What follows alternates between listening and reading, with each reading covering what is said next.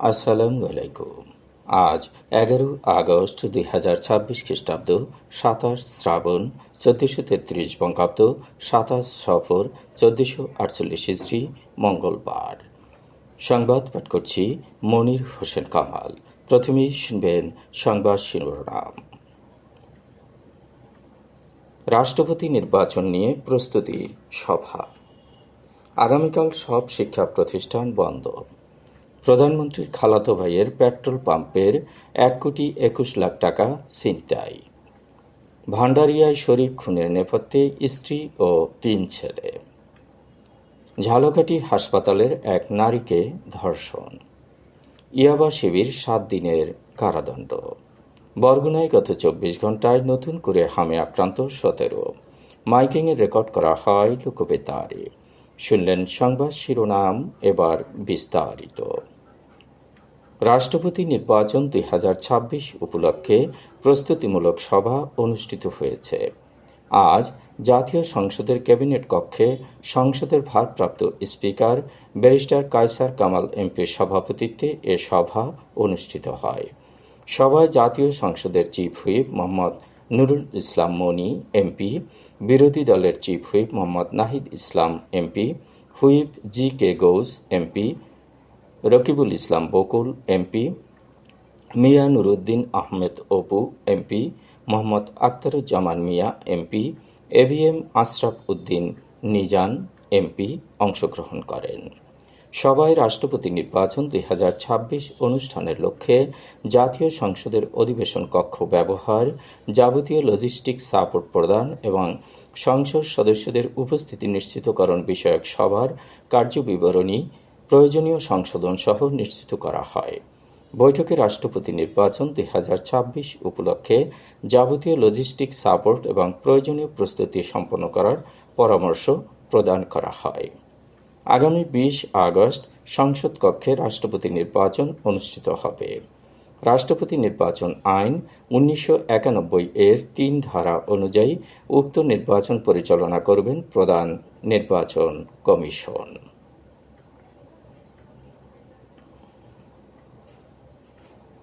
পবিত্র আখিরি চাহার সোমবার উপলক্ষে আগামীকাল দেশের সব শিক্ষা প্রতিষ্ঠান বন্ধ থাকবে। প্রাথমিক ও গণশিক্ষা মন্ত্রণালয় এবং শিক্ষা মন্ত্রণালয়ের প্রকাশিত বার্ষিক ছুটির তালিকা অনুযায়ী এ উপলক্ষে একদিন ছুটি রাখা হয়েছে। ছুটির আওতায় থাকবে দেশের সরকারি বেসরকারি স্কুল, কলেজ, মাদ্রাসা, কারিগরি শিক্ষা প্রতিষ্ঠান ও বিশ্ববিদ্যালয়। তবে আখিরি চাহার সোমবার উপলক্ষে দেশে কোনো সরকারি সাধারণ ছুটি নেই। এটি ঐচ্ছিক ছুটির আওতায় থাকবে। রাজধানীর উত্তরা এলাকায় ব্যাংকে টাকা জমা দিতে যাওয়ার পথে কর্মচারীকে কুপিয়ে ডিএল পেট্রোল পাম্পের 1,21,25,000 টাকা ছিনতাই হয়েছে। বিমানবন্দর সড়কের ক্রাউন প্লাজার সামনে রোববার সকাল 10:30টার দিকে এ ঘটনা ঘটেছে। উত্তরায় অবস্থিত ডিএল পেট্রোল পাম্পটির মালিক প্রধানমন্ত্রী তারেক রহমানের খালাতো ভাই তাসিন আক্তার হক। তার মা প্রয়াত খুরশিদ জাহান হক সাবেক প্রধানমন্ত্রী খালেদা জিয়ার বড় বোন।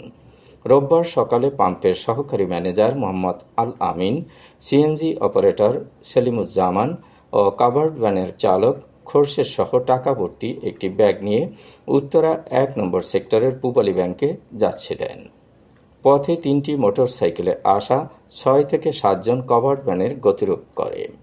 ঘটনার বর্ণনায় বলা হয়, গাড়ি আটকানোর পর পিস্তলের মুখে ও আলামিনকে চাপাতি দিয়ে কুপিয়ে টাকার ব্যাগ ছিনিয়ে নিয়ে তারা আবদুল্লাপুরের দিকে পালিয়ে যান। পরে সেলিমুজ্জামান, খোরশেদ সহ আশেপাশের লোকজনের সহায়তায় আলামিনকে কুয়েত বাংলাদেশ মৈত্রী হাসপাতালে নিয়ে যাওয়া হয়। পাম্পের ম্যানেজার আব্দুল করিম জানান, ডিএল পেট্রোল পাম্পে প্রতিদিন 45 থেকে 50 লাখ টাকার লেনদেন হয়। বিক্রির টাকা পরদিন সকাল 10টা থেকে 10:30টার মধ্যে ব্যাংকে জমা দেওয়ার জন্য নেওয়া হতো। শুক্র ও শনিবার ব্যাংক বন্ধ থাকায় ওই 2 দিনের টাকা রোববার একসঙ্গে ব্যাংকে জমা দেওয়ার জন্য নিয়ে যাওয়া হচ্ছিল। ছিনতাইয়ে জড়িত ব্যক্তিদের পরিচয় নিশ্চিত করতে পারেনি পুলিশ। তাদের ব্যবহৃত মোটরসাইকেলের নম্বরও শনাক্ত করা সম্ভব হয়নি।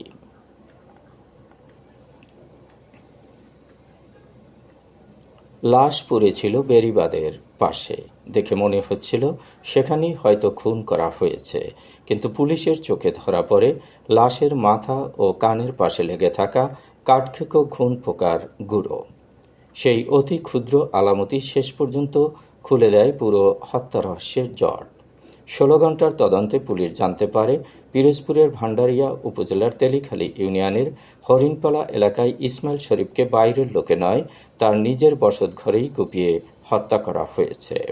পরে হত্যার ঘটনা আড়াল করতে লাশ ফেলে রাখা হয় নদীর বেড়িবাঁধ এলাকায়। এ ঘটনায় নিহতের ছোট ভাই জয়নাল শরীফ থানায় হত্যা মামলা দায়ের করেছেন। চাঞ্চল্যকর এ ঘটনায় নিহতের স্ত্রী শেফালী বেগম, 3 ছেলে রুবেল শরীফ, রুমান শরীফ ও রাসেল শরীফকে গ্রেপ্তার করেছে পুলিশ। উদ্ধার করা হয়েছে হত্যাকাণ্ডে ব্যবহৃত রক্তমাখা কুটার সহ গুরুত্বপূর্ণ আলামত। রোববার সকাল আনুমানিক 6টায় তেলিখালী ইউনিয়নের বেড়িবাঁধ সংলগ্ন এলাকায় রক্তাক্ত একটি মরদেহ পড়ে থাকতে দেখেন স্থানীয়রা। খবর পেয়ে ভান্ডারিয়া থানা পুলিশ ঘটনাস্থলে গিয়ে লাশ উদ্ধার করে। পরে নিহতের পরিচয় শনাক্ত করা হয়। পুলিশের জিজ্ঞাসাবাদের এক পর্যায়ে ভেঙে পড়েন নিহতের ছোট ছেলে রাসেল শরীফ। তার দেয়া তথ্যের ভিত্তিতে বারান্দার খাটের নিচ থেকে উদ্ধার করা হয় হত্যাকাণ্ডে ব্যবহৃত রক্তমাখা কুঠার। পরে রাতে সিআইডির ক্রাইম সিন টিম ঘটনাস্থলে গিয়ে বিভিন্ন আলামত সংগ্রহ করা হয় রক্তমাখা মাটি ও ঘুণ পোকার গুঁড়ো। এছাড়া নিহতের স্ত্রী শেফালির শরীরেও রক্তের চিহ্ন পাওয়া গেছে। পুলিশের প্রাথমিক তদন্তে দীর্ঘদিনের পারিবারিক ও দাম্পত্য কলহের বিষয়টি সামনে এসেছে। পরিবারের সদস্যদের মধ্যে প্রায় ঝগড়া বিবাদ ও মারামারির ঘটনা ঘটত। ভান্ডারিয়া থানার ওসি দেওয়ান জগলুল হাসান জানিয়েছেন, মাত্র 16 ঘন্টার মধ্যে কুলুলেস হত্যাকাণ্ডটির রহস্য উদ্ঘাটন করা সম্ভব হয়েছে।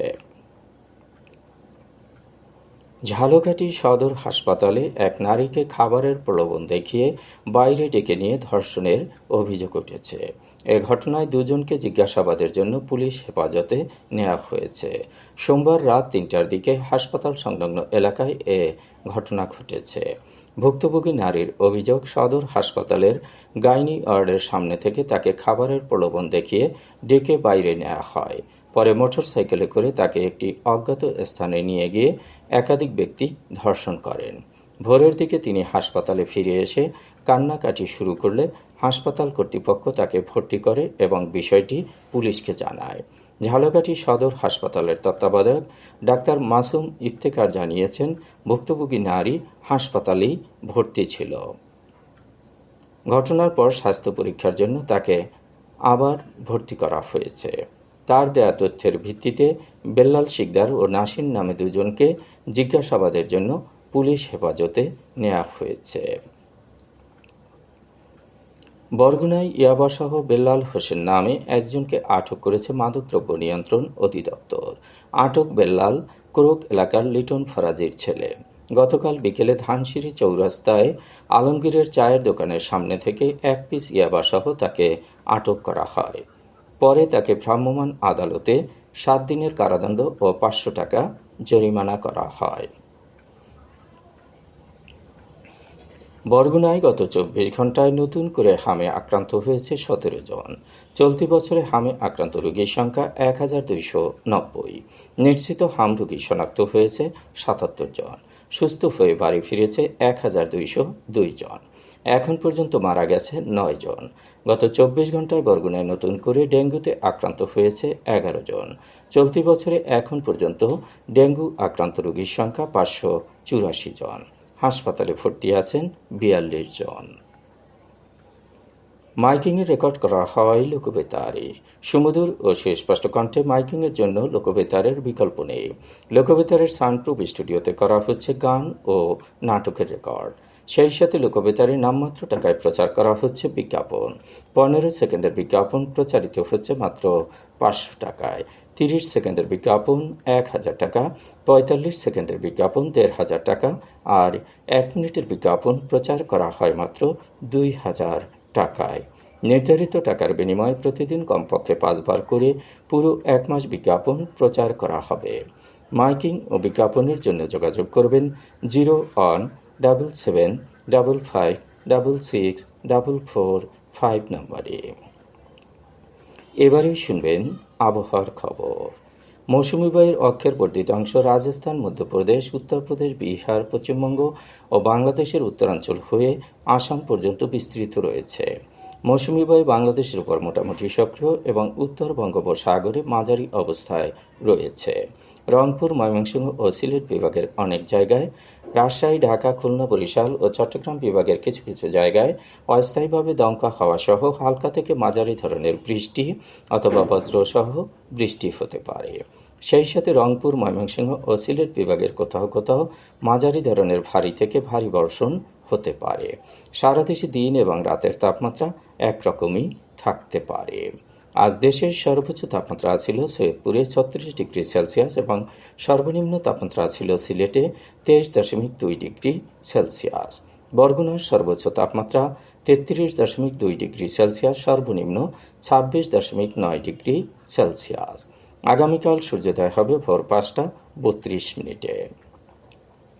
সংবাদ শেষ করার আগে শিরোনামগুলো আবার পড়ছি। রাষ্ট্রপতি নির্বাচন নিয়ে প্রস্তুতি সভা। আগামীকাল সব শিক্ষা প্রতিষ্ঠান বন্ধ। প্রধানমন্ত্রীর খালাতো ভাইয়ের পেট্রোল পাম্পের 1,21,00,000 টাকা ছিনতাই। ভান্ডারিয়ায় শরীফ খুনের নেপথ্যে স্ত্রী ও 3 ছেলে। ঝালকাঠি হাসপাতালের এক নারীকে ধর্ষণ। ইয়াবা সেবীর 7 দিনের কারাদণ্ড। বরগুনায় গত 24 ঘন্টায় নতুন করে হামে আক্রান্ত 17। মাইকিংয়ে রেকর্ড করা হয় লোকবেতারে। সংবাদ শেষ করার আগে জানিয়ে দিচ্ছি লোকবেতারে সংবাদ জানানোর মোবাইল নম্বর। আপনার এলাকার গুরুত্বপূর্ণ সংবাদ জানাতে ফোন করুন 0-1-755-666-445 নম্বরে। আর লোকবেতারের সাথে যুক্ত হয়ে গান শুনতে চাইলে SMS করুন 01782973478 নম্বরে। মোবাইল করবেন 01959438545 নম্বরে। বিশ্বের সব জায়গা থেকেই শুনতে পারবেন লোকবেতার। লোকবেতার FM.org ওয়েবসাইটের মাধ্যমে শুনুন সরাসরি অনুষ্ঠান। সংবাদ পাঠ এখানেই শেষ করছি।